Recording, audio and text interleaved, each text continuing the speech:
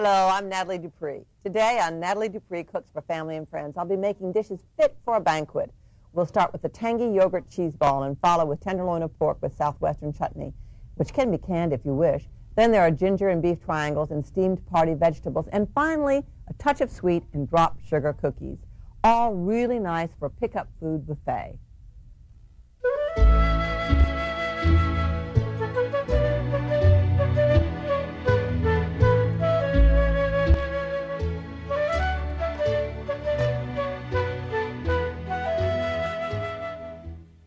The first thing I'm going to do is this great tangy yogurt cheese ball.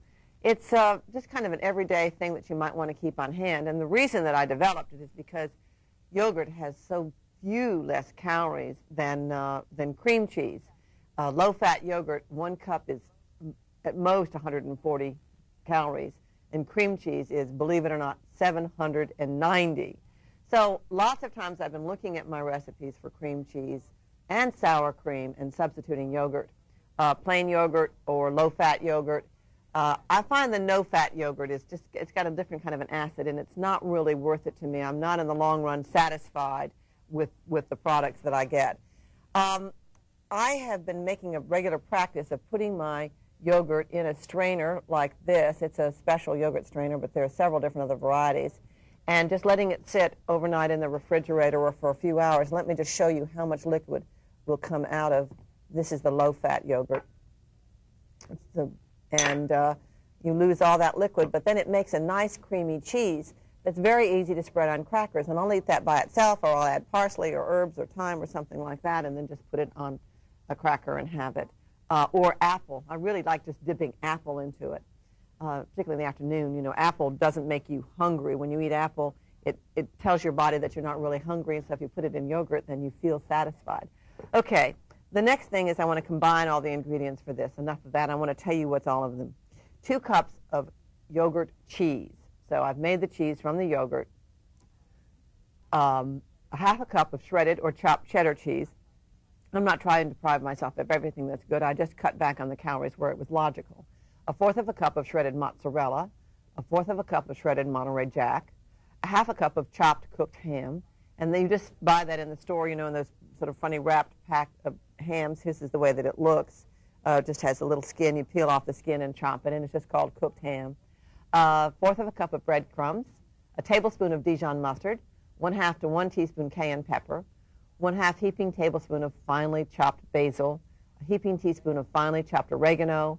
A heaping teaspoon of finely chopped Italian parsley. Any kind of parsley will do. And a cup of chopped pecans. Now, to make the yogurt cheese, as I told you, you just put the yogurt into the strainer or into a piece of cheesecloth. And here's some cheesecloth.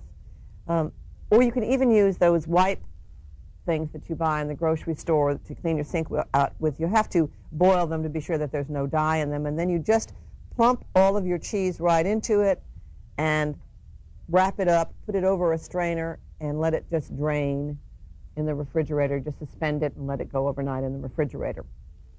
It keeps in the refrigerator, a week or so, but I find I go through it if I have it on hand, that in a few days it'll be gone. Now, chop your ham, chop your fresh basil. I just wanted to show you what this looked like before it was chopped. Chop your basil. I've got some Italian parsley for you to see. This is Italian parsley.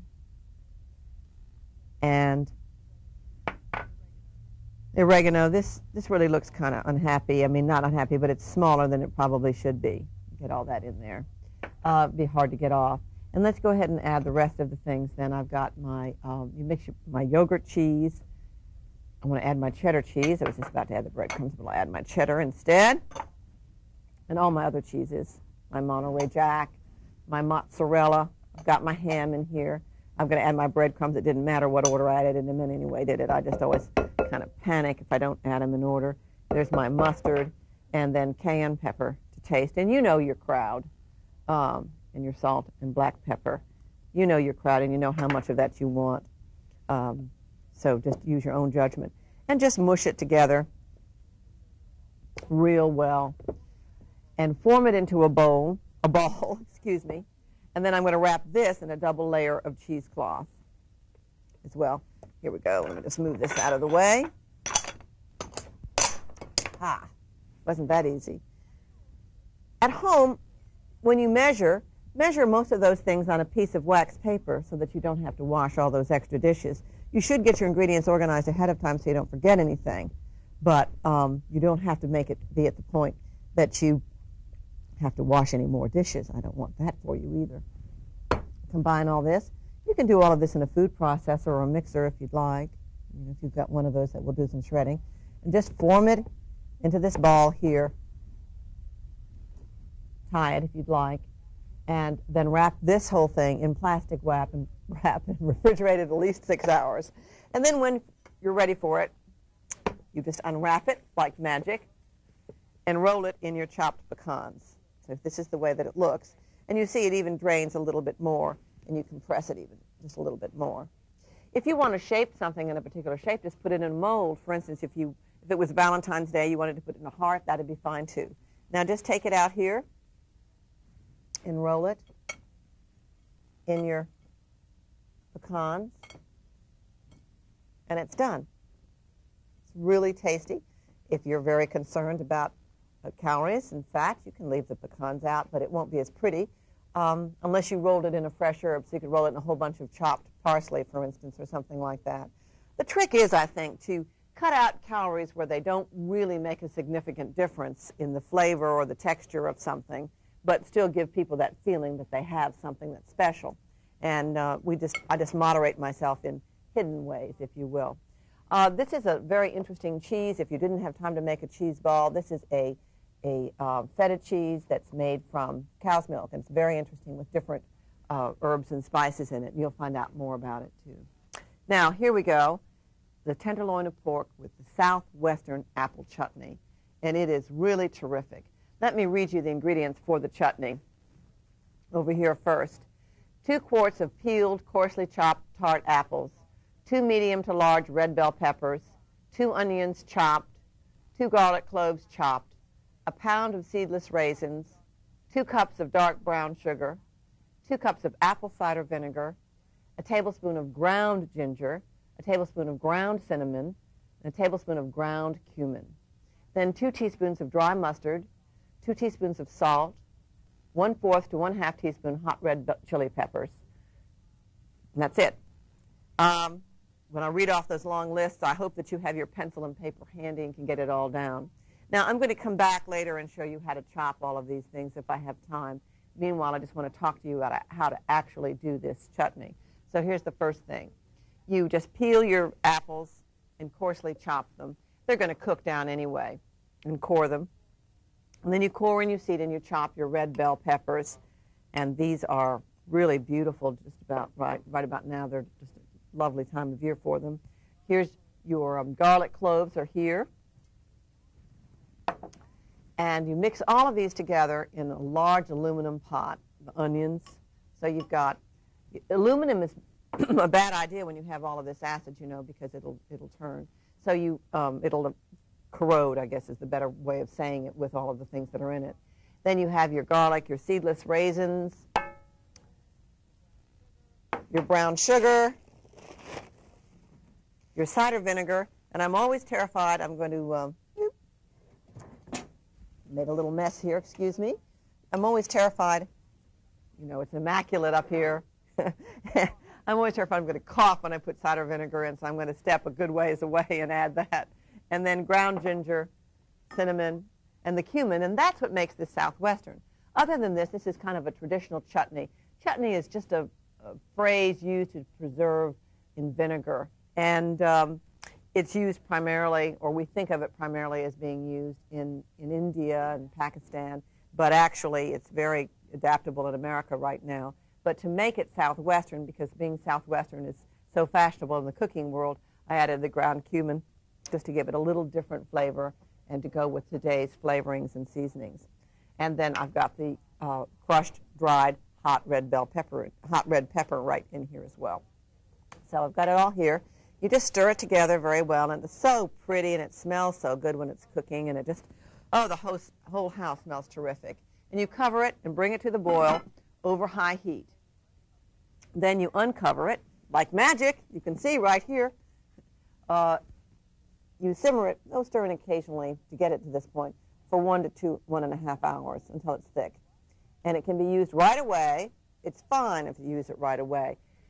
But it's really at its best after it stands about a month. You can also freeze it very, very well. And then canning it is one of my favorite ways. If you don't want to can, if canning makes you nervous, you can just go ahead and put it in some plastic bags for a few days in your refrigerator and then freeze it if you'd like. Okay, now let's see. The first thing that you want to do is to wash and sterilize your jars. You can do 4, well, any size that you want, half pint or pint, and their lids. And I've got these lids in the boiling water just so that you can see them. Then you put the jars on a baking sheet in a 250-degree oven until you're ready for them. Then, when you're ready, and your chutney really should be boiling hot, in fact, this pan lid still is, I almost got a little burn, you ladle your chutney into your hot jars, and you fill them. I don't know if you can see that steam or not, but it's hot. Now you fill them just to within 1/8 of an inch of the top, and then you wipe your rim. Sister Susie sat on the seashore. That's the way that felt. Wipe the rims and seal them. Let's get it even tidier here. In and out, and seal them. And here we go.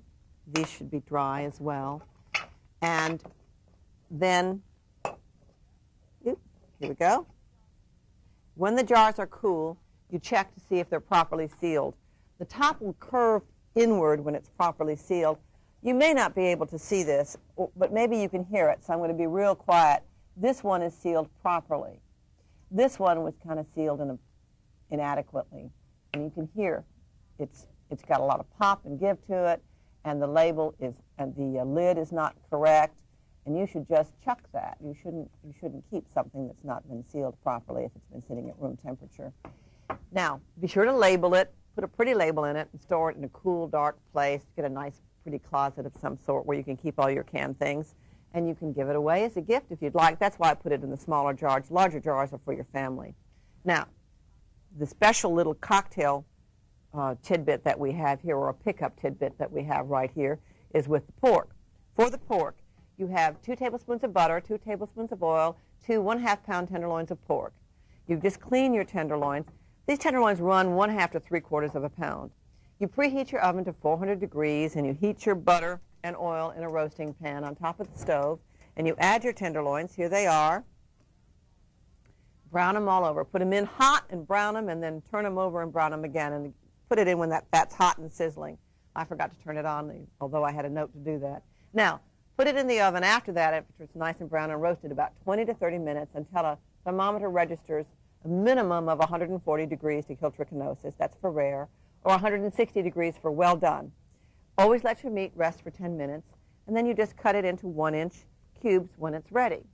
Then when you want to serve it as a little pickup food, you just cut it into these cubes, and then you stir it into about 3 cups of apple chutney and serve it at room temperature. It serves about 4 to 6. If you've got a lot of people, just increase the number of tenderloins and the amount of chutney if you need more. And now, here's something you'd like to know about. The benefits of transforming milk into cheese have been known since ancient times. Among the oldest and most famous cheeses is feta. This crumbly white classic, traditionally made from the milk of sheep and goats, is mentioned in Homer's Odyssey. Today's Greeks, like their ancestors, still enjoy simple meals of black olives, crusty bread, and tangy feta. Here in America, many people prefer milder flavors. Cow's milk is used, along with the latest technology, to produce moderate tang without any bitterness. At the Cherney Company cheese plant in Weyauwega, Wisconsin, 15,000 pounds of milk per batch is deposited in specially designed vats. Cultures are added, creating lactic acid, which starts the separation of whey, protein, and fat, and the production of curds. Cheese is essentially a convenient, concentrated, tastier form of milk. Milk and cheese, of course, are time-proven sources of protein and calcium. In a little over an hour, the curds solidify. They're cut and the liquid drained off.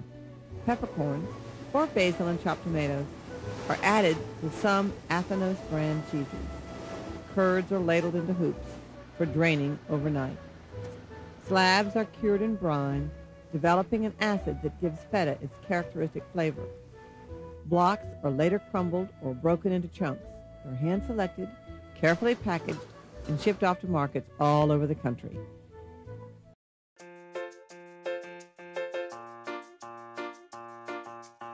For nearly a century, LeCreuset's colorful French cookware has been a favorite in kitchens around the world.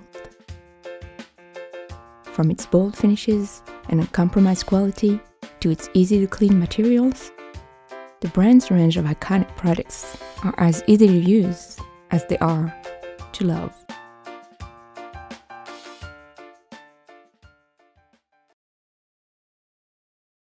Whoever invented phyllo dough, that wonderful, flaky, thin dough that encases so many goodies, must have been a genius.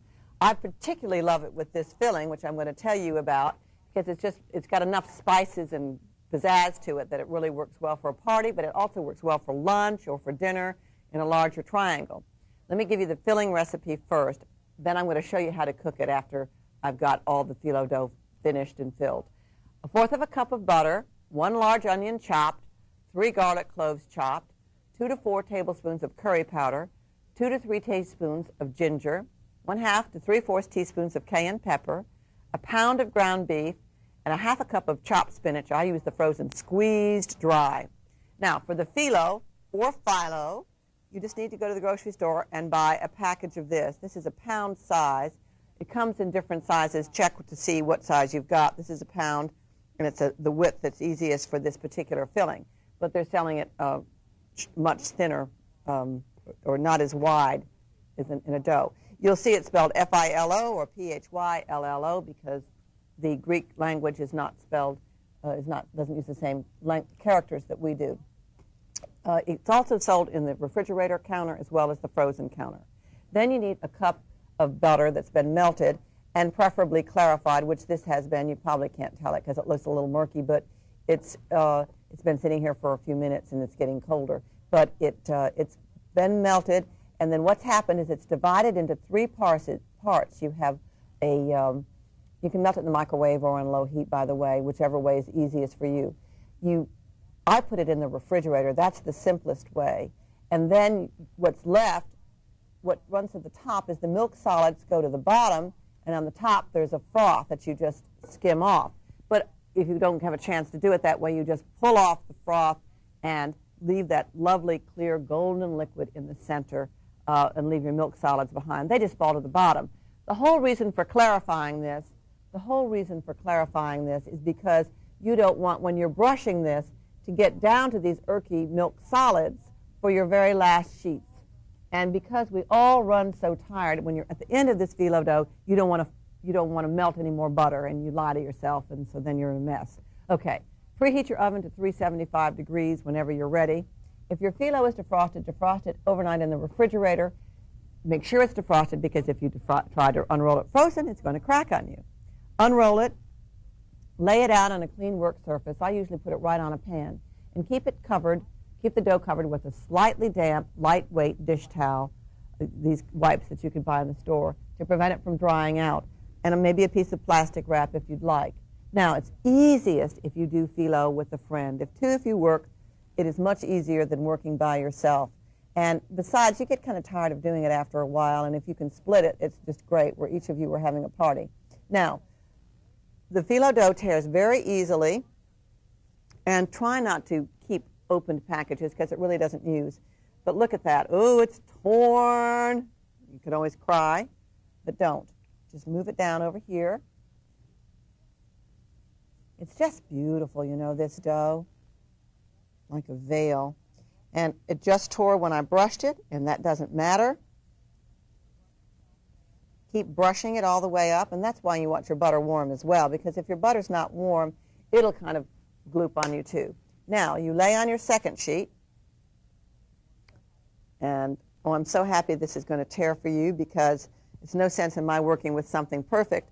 So there's another torn one, and rather than get hysterical about it, you just go back and lay it on. Now, ideally, each person would have the same number of layers in their pastry, but nobody is going to say, if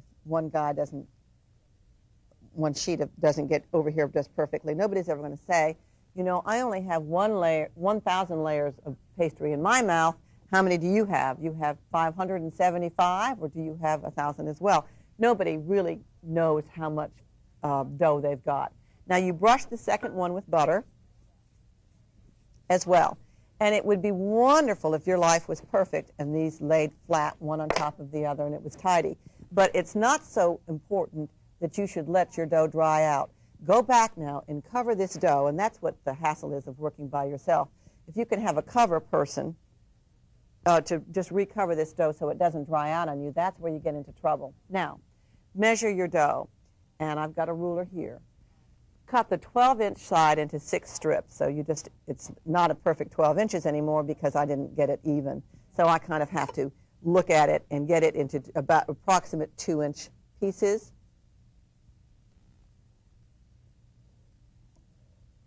It's not really 2 inches, and the whole reason for that is because you want to fold it like the flag and make it look perfect. Now take a teaspoon of your filling, in this case the beef and curry mixture, but it could be feta or feta and spinach. It's just a wonderful, any variety of things that you've got there, and you put it at the top of each strip, and then you fold each dough strip down just like you were rolling up the flag. Got it? Over. I'm going to show you again. And if you cut yours evenly, and if yours was perfectly even, it would look perfectly like a triangle. But once again, nobody looks at these and says, oh, my goodness, that dough is not perfectly folded. You just do it like that, and by the time it's browned, nobody's going to know the difference. Let me show you another one now. This is kind of wanting to stick here and not cut it evenly, and I want it to be cut all the way. There we go. Put it over here. And yours will be perfectly sliced. Now you fold that over, and then down, and then over, and then down, over, then down, over, and then down, over, down, and over. Brush it with some more butter if you are worried that you don't have enough butter on it. Put it on your baking sheet. Now you can make those ahead of time and freeze them at that stage, or go ahead, I prefer them baked and then frozen. Go ahead and bake them and then freeze them. It takes about 20 minutes. You reheat them directly from the freezer at 350 degrees for 5 minutes. This is a very simple filling. You just cook your onions and your garlic, get your pan singing and sizzling, and then cook your onions and your garlic until they're nice and soft. Then you add your ground meat, you add your strained spinach, and you add your ginger and your curry powder and your cayenne pepper. Season it to taste with salt and pepper and get it all lovely and cooked together, and it's done. It's so easy. So I think you'll have no trouble making that filling at all. And vary it if you'd like. You could put chicken in there, ground chicken there if you wanted to, rather than the beef if you particularly cared. Okay, steamed party vegetables. This is another real favorite of mine for a party. People like the feeling of having a lot of fresh vegetables on the buffet table now, even if, in fact, they really don't want to sit and eat all of it. But it adds a lot of color to a table. Sometimes it's hard to get color because so many party foods are kind of baked and look brown. So in this particular case, I have 4 pounds of asparagus, 2.5 pounds of cauliflower florets, and 2.5 pounds of broccoli florets. I have an enormous quantity of garlic cloves, 18 garlic cloves chopped, and it just depends on the size of your garlic clove. I think the day that I did that, I had kind of a small garlic clove, and so I measured 18. But it's up to you. You know how much garlic you like. Now I'll show you very quickly how to make the vinaigrette. You have 3/4 of a cup of red wine vinegar, 2 tablespoons of Dijon mustard, 2 1/4 cups of peanut and olive oil mixed, or whichever one is your favorite, and a cup of chopped dried tomatoes. Those are sun-dried tomatoes that have been soaked maybe in a vinaigrette, and that's real optional. It just is pretty on the top. This recipe makes enough to serve 16 to 20 as a vegetable for a buffet, but it easily divides down or up. Just do it according to it. I make a gracious plenty of vinaigrette because you can always use leftover vinaigrette, but if you get it all done and you don't have enough and your party's about to start, it's very frustrating. So cut up your cauliflower florets, and I just want to show you how to do that real quickly. Just cut off the edge here, oop, and then break them into pieces. And you trim and peel your asparagus. I use a peeler or just cut it off at where it's tough right there. And the same thing with your broccoli florets, just cut there. And chop your sun-dried tomatoes. I'll just show you that. If they're dry, you do have to soak them in the vinaigrette, as I mentioned, and you just go through and chop them very quickly, and that's done. Steam the vegetables separately. They each have different cooking times, or cook them in the microwave until they're crisp tender. It's great. And then meanwhile, you just whisk your garlic cloves, as much of that as you'd like, and your vinegar and your Dijon mustard and your oil. Just whisk it quickly together and season it with salt and pepper.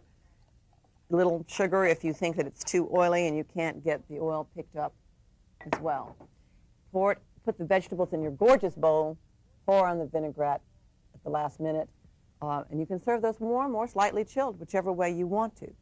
Now, I have to read this real quick. I just like to serve a little cookie after a party sometimes. People want a little sweet, particularly the last people that want to stay around and have some coffee. So for this, 4 cups of flour, a tablespoon of baking powder, a half a teaspoon of salt, a teaspoon of cardamom or nutmeg, 1 1/2 cups of unsalted butter, 1 1/2 cups of sugar, 2 eggs, 2 tablespoons of milk, 2 teaspoons of vanilla. If you want some sprinkles, okay. You preheat your oven to 350. You mix everything, you sift all your dry ingredients together, and then you beat your softened butter and sugar until it's real fluffy. Add your eggs and your milk and beat them. Fold in your flour mixture and drop it onto tablespoonfuls onto lightly greased baking sheets.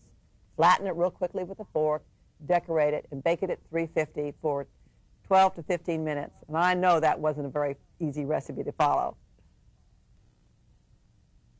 Everything that I made today can be divided or multiplied to fit the size of your party. There's a cheese ball, for instance, that can be made smaller, and the tenderloin of pork you could actually serve for dinner with the Southwestern chutney. So could you the beef and ginger triangles, just make them bigger. And the steamed party vegetables, anytime. And dropped sugar cookies, can't beat that.